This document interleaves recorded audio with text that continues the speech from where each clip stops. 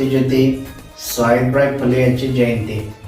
खऱ्या अर्थाने यांची जयंती सातारा जिल्ह्यातील नायगाव या ठिकाणी साजरी होत असताना या जयंतीमध्ये आदरणीय छगन भुजबळ साहेब यांनी जे भाषण केलं, या भाषणामध्ये त्यांनी सांगितलं की सावित्रीबाई फुले आणि ज्योतिबा फुले यांनी शिक्षणासाठी खूप चांगलं काम केलं। हे निश्चित बरोबर आहे, यांनी शिक्षणासाठी खूप चांगल्या पद्धतीने काम केलं। पण खऱ्या अर्थानं जर का बघितलं तर भुजबळ साहेबांच्या बोलण्यातून असंही आलं होतं की ज्या काही ब्राह्मणांनी त्यांना विरोध केला आणि काही ब्राह्मणांचं त्यांना सहकार्य होतं। पण मला या ठिकाणी आवर्जून सांगावं असं वाटतं की ज्या वेळेला 1848 साली सावित्रीबाई फुले यांनी जी पहिली शाळा सुरू केली ते वस्ताद लहुजी साळवे या मातंगी माणसाच्या घरात ते शाळा सुरू केली। आणि ज्या वेळेला त्याने ती शाळा सुरू केली त्यावेळेला याच ब्राह्मण समाजातील लोकांनी त्यांच्या अंगावर घाण, केर, कचरा व शेण चिखल मारण्याचा प्रयत्न केला।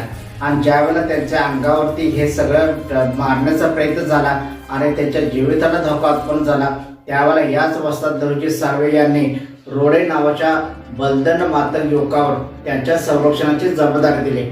आणि त्या दिवसापासून त्यांच्या अंगावर जे घाण, केर, कचरा मारत होते ते परिपूर्णपणे बंद झालं। आणि त्याच्यानंतर त्यांनी 1852 साली मागासवर्गीय मुलामुलींच्यासाठी दुसरी शाळा सुरू केली, अस्पृश्य विद्यार्थ्यांसाठी दुसरी शाळा सुरू केली।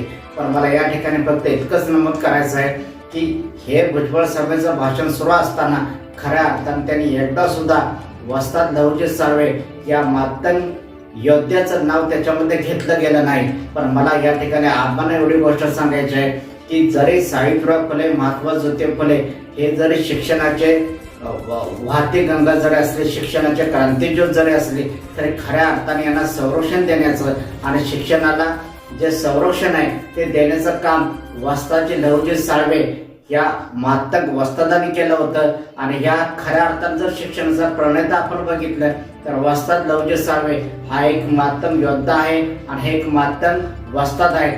हे त्यांच्या बोलण्यामध्ये कुठे आलं नाही। या घटनेची मला खऱ्या अर्थानं खंत वाटते आणि मला फक्त आवर्जून एवढं भुजबळ साहेबांना सांगावं असं वाटतं की तुम्ही जर तो खरा इतिहास जर का त्याच्यामध्ये बघण्याचा प्रयत्न केला तर त्या सर्व इतिहासामध्ये सावित्रीबाई फुले असतील, ज्योतिबा फुले असतील, मग ज्योतिबा फुले यांना तलवार, दांडपट्टा, भालाफेक, घोडा चालवणे हे सगळे जे शिक्षण आहे ते वस्ताद लहुजी साळवे यांनी दिलं होतं।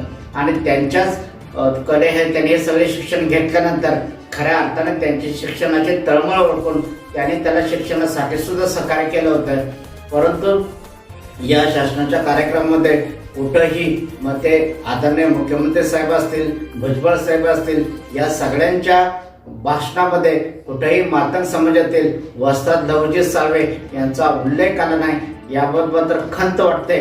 पण खऱ्या अर्थानं काही दिवसानंतर मी बाहेर पडतोय आणि बाहेर पडल्यानंतर जे शिक्षण दिन जो आहे तो सर्वपल्ली राधाकृष्णन जे राष्ट्रपती होते त्यांच्या दिवशी शिक्षण दिन, त्यांच्या जन्मदिवशी शिक्षण दिन साजरा केला जातो।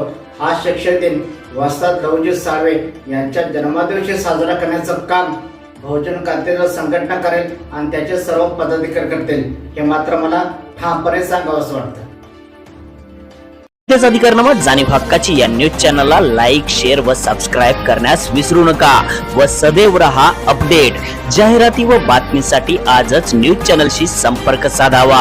80 87 820 897।